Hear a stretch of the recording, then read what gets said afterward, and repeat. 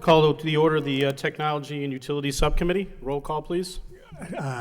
Chairman Leary, Here. Counsel Leahy, Here. Counsel Elliott.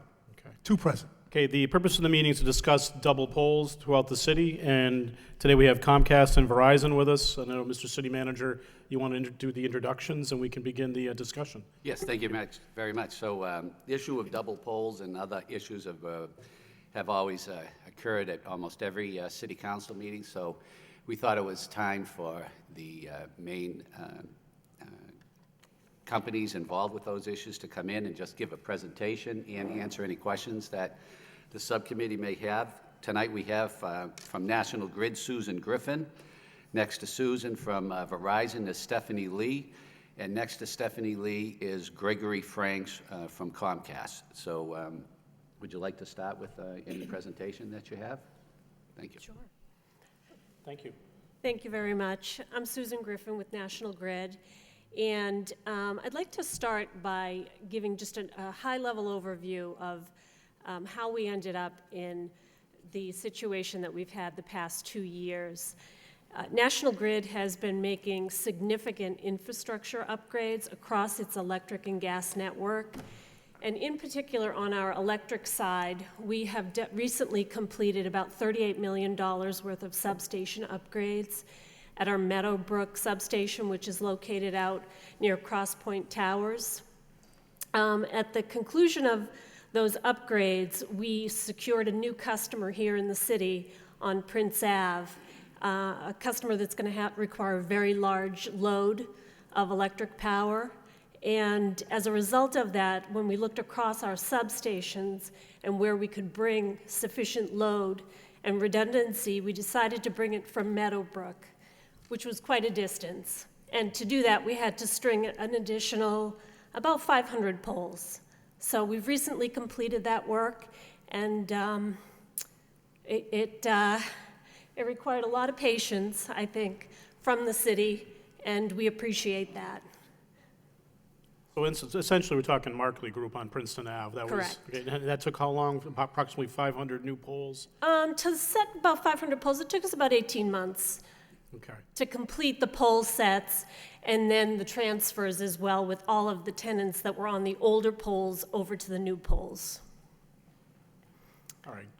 I don't know if you wanted Verizon or if we want to have the Comcast speak as well, or...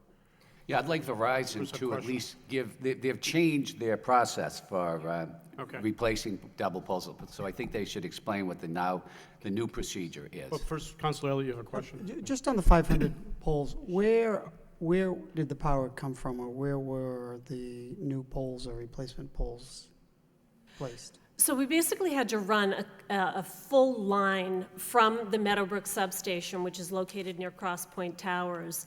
And we really had to do some engineering on the best route to bring that power, because we're actually bringing 2 additional dedicated lines to that facility. At the same time, when we decided to do that, we also decided that we would upgrade the infrastructure in the city and also put in spare capacity.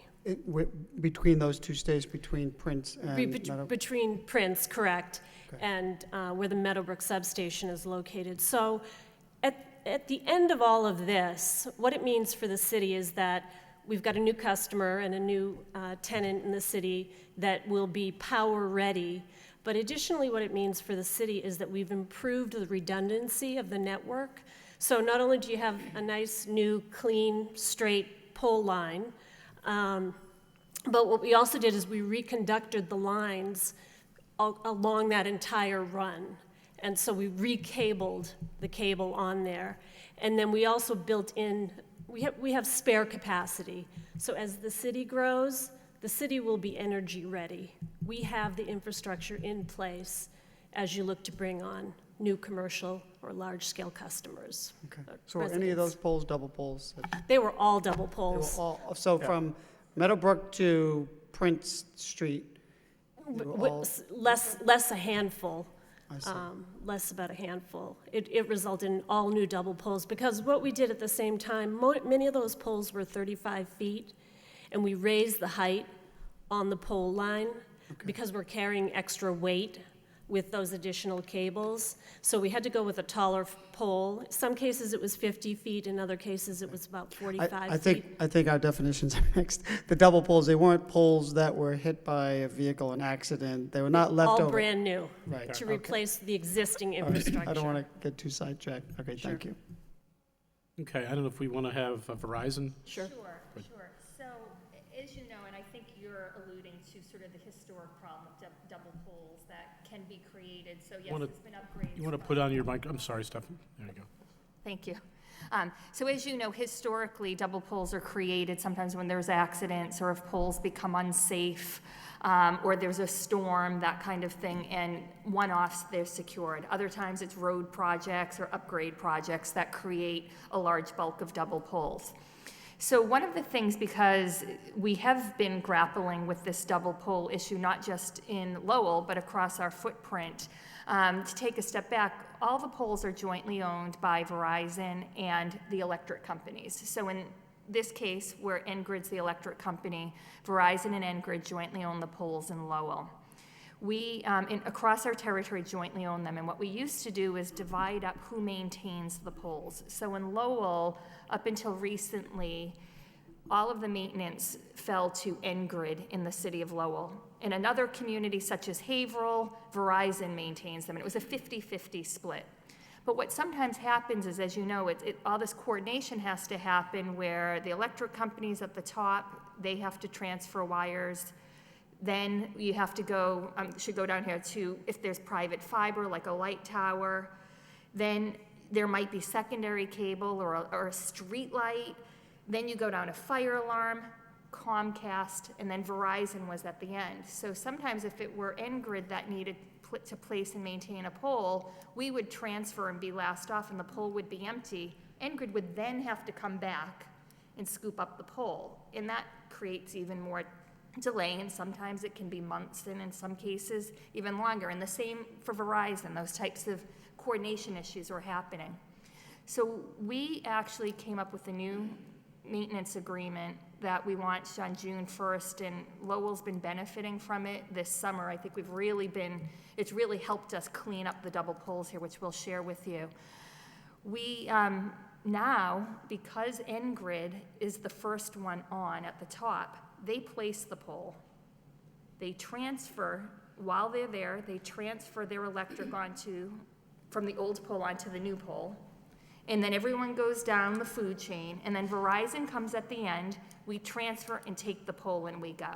So we don't have to transfer and then call Ngrid back or notify them via the database and hope that they're ready the day or the week or even the month we were out there. So it's a whole new process that we think is going to streamline at least an extra step in the process, where Ngrid will place all the poles and Verizon will remove them all.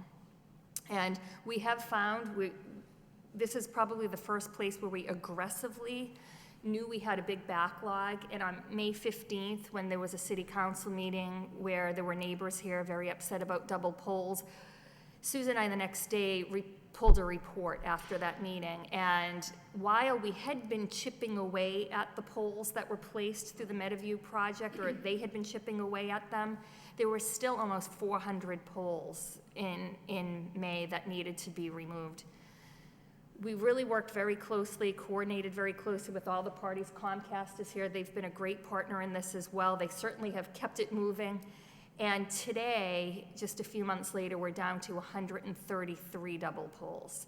So that's not perfect yet, but it's a 64% decrease in the last few months, and we're going to continue to work on those poles, whether they're related to the upgrade project, which I know there was sensitivity on Chelmsford Street and Gorham, and there's still a few left there that we're working on, but the majority of them are gone. But also those that might have been one-offs in neighborhoods that might have been hit or part of accidents. Our goal is to eliminate those as well, and in some cases, we have eliminated a lot of those already. Okay, so now you have a new maintenance agreement as of June 1st. Yes. So ultimately, it's going to be Verizon that's maintaining, in that maintenance agreement, it's Verizon that actually takes the poles down at this Yes. point. Okay. I don't know if Comcast is last, so I'll say the best for last, I guess. Thank you. I don't have anything particular to add. I'm happy Okay. to answer any questions that you might have. No, I think the concern, I think Mr. Leahy had several motions. I know Mr. Elliott had been speaking and also had motions regarding it. So I'll turn it over to Mr. Leahy first. I'm sure you have a lot of questions. Thank you. So my question is, so you came up with this new agreement, and you're gonna start pulling the pole. So last time you were in, we were down to about 130, then we went up to 400, and now we're back down to 130. So what we want is, and I travel a lot in the state, and I've seen double poles you're working on in Carlisle, I think, some in Ipswich, but when you tell me that there's double poles all over the place, I don't see them. I see them in Lowell.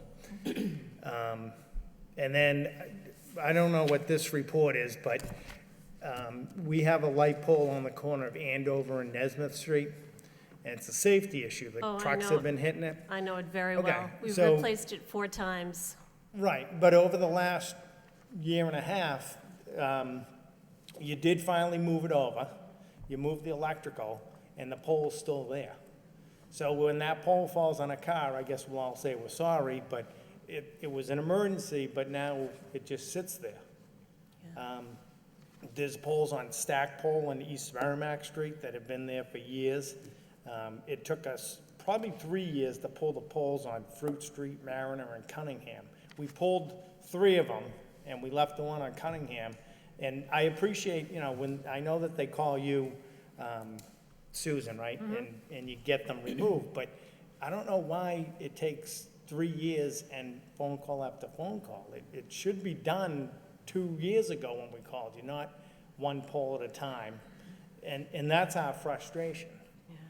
And now the newest thing with some Comcast, but mostly Verizon, the guys that are leaving the lines, I don't know why they're doing it. Maybe people switching to Comcast, and you cut the line from the house, you bring it to the pole, you drop it down the pole, wrap it up in a circle, and you leave it there. So I don't know what's and that's been a very annoying thing over the last year. And again, I gotta call somebody I know that works for Verizon, they send a guy by, and he takes them down, and then 2 weeks later, 3 or 4 more poles pop up. So I don't know what's up with that, and I've checked the wires, and I've seen a couple of Comcast, but they're mostly phone lines. So, is that policy, or is that just someone doing things that you don't know about? Typically, when a customer transfers to another provider, we should take down that line. I think sometimes, I don't know the specifics on each situation. Sometimes if we're running new cable, there might be excess and they will leave it there, but it's usually when they're in the process of doing some sort of build-out where they need that extra slack within that project, but they shouldn't be leaving it there. So I You're would talking months again, weeks, yeah, months. it should not be left there. That So, that really needs to be addressed. Yeah, I will bring Seems to that be the back. new trend, like, Yeah. just leave the wires there. I'll bring that back because they shouldn't be leaving extra wire looped like that. It's one thing if they're in the middle of a project and within a couple of weeks the project's Right. complete, but they shouldn't be leaving something for 3 months.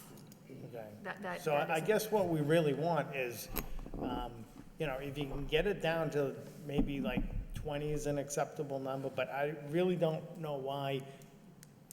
I know we have this 35 or 45-day waiting period for everybody to go Right. through, and that turns into, whatever, almost a year, but really shouldn't take a year to pull a pole out that's, the poles should be in an ideal world, there'll always be poles created just because accidents, maintenance, things like that, but they shouldn't, to your point, be sitting for 3 years at the corner of somebody's street. Yeah. That should be moving. The other thing we've got getting our act together on too is we created this new database that actually timestamps when they're moved. We used to have a database where you didn't know how long it sat there, and it does send alerts. Now, we were all on a learning curve with this, and I know Ngrid now, this database is fully updated now, and it took us until probably early spring to get the database fully loaded. And we've been also working with anyone that's attached to our polls to make sure they're registered in the database. And the good news is the city of Lowell is registered in the database and has been actually great. We've been putting a lot of pressure on your DPW to get things moving, to get these polls out, and they've been super responsive, which is great. And it's if everyone's registered, then what we do is, especially if we know a community is not very happy, we can then make a call to, you don't just do the alert, you can make a call to the operations department because they're registered in the database and say, all right, we moved, you need to get this moving. So this database should help streamline the process even more, especially where it timestamps and we know there's a lot of sensitivity. And you're right, they shouldn't be there for 2-3 years. So a customer can call they call the number. Is there an 800 number or a number they can call to do this on their own, or how would they go about identifying it? We can provide a number for that. I will get that. In the city, I can give it also, to you. We actually have a number that is really more for municipalities and DPWs. So Okay. if somebody calls in, you could call into that, but you can always So they me. call through, the DPW would make the call then, but I guess the question really had is, we made calls and really don't get them returned, Mr. Manager, is that correct? I mean, I thought that was an issue, or maybe I'm mishearing that. Not returning phone calls from these people? Not from them, from the calling, you're calling in this database to get poles removed, and I thought we had a gentleman here saying, call an 800 number, am I mistaken? And ultimately, you said you made these calls and nobody returns your call. Is that accurate, or maybe I'm misstating it? Yeah, I'll have to look into that. Okay. I can ask Mr. McGovern about that, but I don't remember that as an issue, but if it is, Okay. we'll check into it. All right, I guess the question really gets down to, you were at 400 poles, you're down to 103. I guess the question really is, what's best practices in terms of you're saying 30 days to make these adjustments. Clearly, Right. that's not the case. You're not meeting your own best practices yet. What time frame can we expect the 103 to be reduced in that 30 to 20 range? I guess what's the guarantee that we can have that happen? I mean, obviously, you're going to have these issues, and obviously, you're going to get mistakes, and if you get a big project like this, you're not going to meet your own best practices at that point. But really, your best practices are 30 days to remove that, correct? Or is that, Well, technically, it's 30 days for each party to move, so it depends where it is in the process. So there are a bunch, so for example, there are right now 28 poles that are ready for Verizon to pull. Those I should be able to get pulled within the next month. So, because but how they're- long have those 28 been sitting there? I guess that's what's the best practice, I guess? You know is what, the I don't question. have, best practice would be within 30 days. Okay. That would be a best practice. But I want to add, some of those When they're ready poles for us. that have been sitting there, which are affiliated with this Meadowbrook project. Yep. The other part of the equation that we haven't talked about is, along this entire run of 500 poles that we did, we also needed to restore the sidewalk panels. Yep. And we were really hampered. I'm by I no think- means making I an think you excuse. explained it well, that you had 400 poles to move for a major project. So I guess you're not going to meet the 30-day timeline. I'm That's- disappointed that we didn't, and I really thank the residents in Lowell for their patience, and the city council and Mr. City Manager as well. I am disappointed that we didn't even come close to our commitment. But the other part that we were hampered about is getting those sidewalk panels in. And we were working with the city engineer, and it's important. The neighborhoods are beautiful, people take care of their homes, they sweep their streets. We wanted to make sure that we got the right curing on those, and we could not get started. The spring Yep. never appeared. We were gonna get started in April, then it was May, then it was June, and, people had gravel and loose soil that was coming up from around the poles. And finally, we were able to get started, but it was pretty disruptive all the way down Chelmsford Street and the entire path, trying to get those poured. But at this point, go ahead, Mr. Lee. And so that's part of why these additional, Yep. these poles that are ready to be pulled, they're probably waiting on the sidewalk panel, or maybe we've held up getting those pulled because we had the police details, or we were tying up the street doing panel pours. Mr. Lee? But they're associated with the Let me project. ask you this, is there a way, I mean, I know a friend of mine's son just got hired as a Verizon representative. I think you hired like 100 and something jobs, Yes, yep. at Cross Point. So why can't we hire a group to pull poles and put some more people to work? And I understand everything that you're saying about, I'm with the Meadowcroft project, but I'm talking about poles that are sitting on corners for years.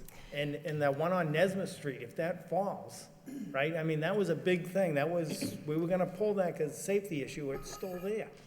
So is it not a safety issue, or it? That pole is actually secure, but I Okay. am going to address But it, it's because I half the passed by it width. on my way here, and I couldn't believe it was still Right, it's half the standing. width, because the trucks have been hitting it, and So I appreciate your thinking about hiring. We do hire a lot of contractors who do work for us, but the safety issue on those poles, I can't imagine there would ever be a scenario that we would let anyone other than a qualified electrical worker do that type What of about work. when The the lines that are electrical running wires are down and overhead then we're- are 23,000 volts plus. No, I think, But all but I due think what he's res- saying is, but not to interrupt, but you're basically, we need to move faster. And the one on Nesbit Street needs to be repaired like tomorrow. Right. I mean, that really is, you're telling me it's safe, but that doesn't But make with a lot all of due sense. respect, It it's is- mostly it the is secure. Verizon wires that are left. It's Verizon, so, Okay. so what's Verizon gonna do? I just traveled wherever I was in Concord or Kyle, it's the poles are put in, and I appreciate, you're going down the road and you're putting in the bigger poles and the electrical lines are higher, but that's cut, and now it's Verizon and Comcast all the way down. And that's the situation, which is in Ipswich and Concord Carlisle and Lowell, and Verizon is holding up the thing. So how do we speed that process up? So, Then to Rodney Elliott right after that. Go ahead. Well, look, I think the message is clear. I mean, we're comparing Lowell, Massachusetts to Concord and Ipswich, and I understand, but I travel as much as Right. perhaps John does for my job throughout the Commonwealth. And urban centers have more double poles, and it's frustrating. We want the same treatment as other communities, but they have a lot less poles, presumably a lot less issues. But that being said, my question is, how do we go from 400, how does the inventory expand? Clearly, it's just not traffic, accidents, but how does that inventory go from 400 or from 133 back to 400? But I understand that we took it out, but is it the upgrade process in addition to accidents? We don't want to say, we want a working relationship. We don't want to sit here and complain about the issue, but I mean, the Andover Street is legitimate, and it's been a recurring problem. And I'm happy that there is this agreement that there is an efficient way of doing this now to stay on top of it. But my question is, how does that inventory grow? Well, in this case, it specifically grew because of capital investments that we made Right. to upgrade the network. Okay. So taking it just We haven't, to be candid, we haven't done that in any other city in the Commonwealth that I know of. We have not spent that kind of money out of a $270 million capital budget last year. At least 50 of it, at least, was here in Lowell. look, I think that's great. This is the first I've heard of it, which is fine. This We was don't part of have the to- meeting, yeah. That's great news for the people in the city that there's redundancy and we're planning for the future. And it's good to know this, weather can be a problem and it will delay a project. But that being said, when we drive around the city and you saw it coming in and you were kind of, Disappointed. disappointed in it. So Yes. that's how we are, that when it's consistent. But I didn't mean to interrupt you. And I understand there are regions, there are crews, I don't think we should be hiring people either. I mean, that's your job. And if you need more, I guess the point is, if we need more in a certain location, can you take from some other regions that have less problems and address it, and then go back to the crew? But I guess just back to the inventory, number of poles. So I think what you are seeing, though, and I agree, you've been patient long enough, but what I think Stephanie is saying is that what you are seeing is the new process in play. So in 60-plus days, we've been able to get rid of several hundred, 235 poles. Yeah. 235 polls in 60 days. 60, 70 days. That's how the process should work. We shouldn't end up with this kind of backlog again unless you have another Major project. Okay. major project or expansion going on, although we will continue to upgrade our poles. Many of the poles are older here. Your gas main is older here. We're making big investments in replacing all of our gas main across the entire city. I guess the question, not to interrupt, but I think to sum it up, we get that. I guess the question really is making that, living within your best practices. And again, you're going to go outside the box a little bit. It's going to always be a moving target. But if you're having something that's sitting there for a year, that makes no sense. Right. Makes no sense to your own best practices. The one in Andover Nesmith is obviously, you've seen it. That should be taken away tomorrow. I mean, that should be easy. I don't know, Mr. Leahy, if you have any other questions, or Mr. No, I Elliott? just want, so the inventory is a result of accidents and things that took place, in addition to upgrades Yes. or improvements of old poles that you go and put the new ones in. You still have to wait for other lines to be removed, and that contributes to somewhat of the increase in the inventory. So, which leads me to my final question. There are a lot of lines in these poles. I see some non-participating third party. Who is that? It depends. So that could be. do we need it? It could be Extenet. I actually have a list of who they are, because in our database, we kind of know who attached to the pole. So rather than go through the list, yeah, there's some that we can take off here? Yeah, I mean, the Lowell fire wire, why do we still have that? I thought We've that, notified Tom Bellegarde, and he's very responsive. So we let him know that he's still got a few abandoned fire wire that he needs to take down. he's not going up there It's and only taking a it few, down though. himself. Yeah, is it's not very many. So Extenet is some of the non-participating third party. So we're trying to get them to register in the database as well, but also we know who to call when it gets to them. he? So at some point in time, is that third party going to go away, non-participating? Well, hopefully they'll be registered and you'll know it's Extenet or Light Tower, and actually UMass Lowell's on a couple of poles. They have their own fiber network. It's only a couple though, so I don't want to overstate that. But those are examples of. Okay. Light what tower, third what is party- that? It's a telecommunications provider. In fact, I think they're working with Markley Group. Okay. So we don't put these wires on, the owners do, Verizon The and, we don't put them on, the companies okay.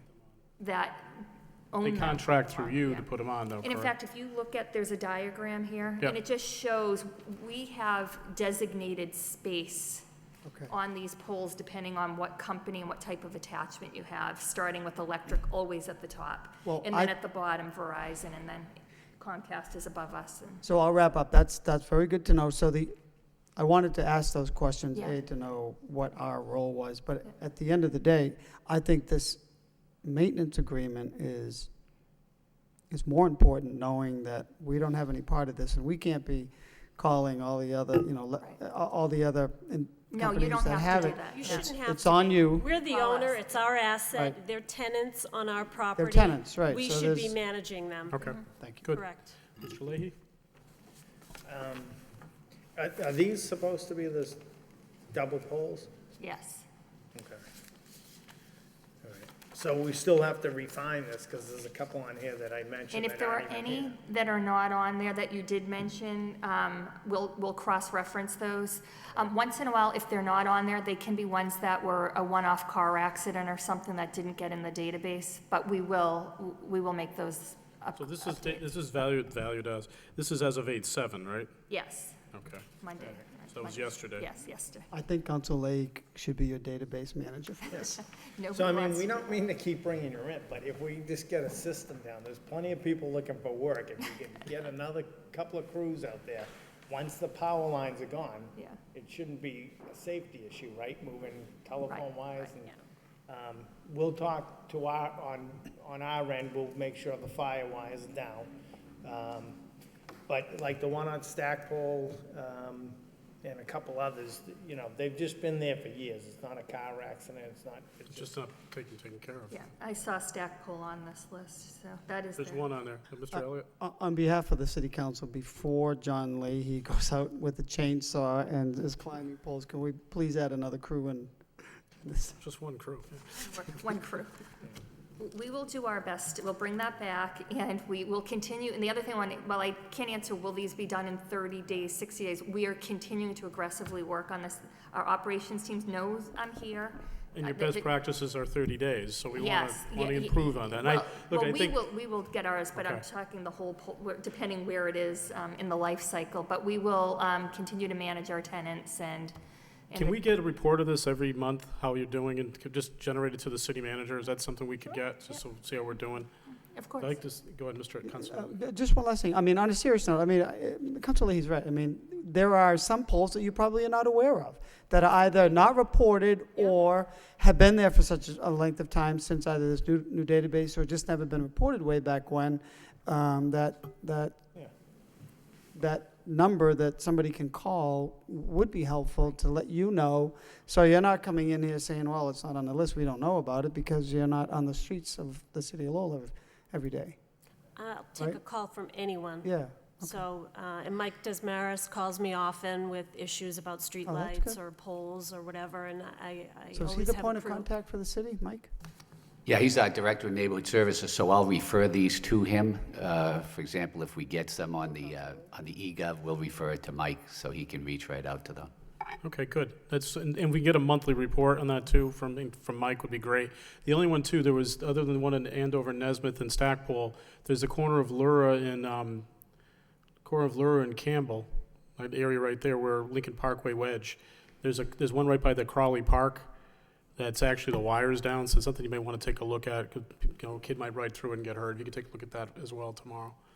But other than that, I think the maintenance agreement that Council Elliott alluded to that you presented, that makes a lot of sense, and I think you'll see a great improvement on it. And thank you very much for taking the time coming tonight. We appreciate it. You're welcome. Council, it's Mr. Would you Sneed. like them to remain for the regular council meeting? Do you think other councilors will have questions, or will You you? could, we could take it right up, like in the front, I guess, the mayor, so you can take it out of order and move it through pretty quick. Okay. Absolutely. Okay, all right. Well, I'm sorry. I'm sorry, go ahead, Chairman. sir. I think it's, I mean, if you can't stay, it's good because No, we having you present to the, folks at home to say, look, it's not the same old, same old. We didn't just come to a meeting and we, made a commitment that this is a change and there will be progress and we're going to get it down to a much lower number. So, and people can call. absolutely. Very good. So I take that as a motion as report of progress from Mr. Leahy, second from Mr. Elliott. All those in favor say aye. Make a motion to end the meeting from Mr. Leahy, second by Mr. Elliott. Say aye. Motion to, thank you guys. Thank you very much.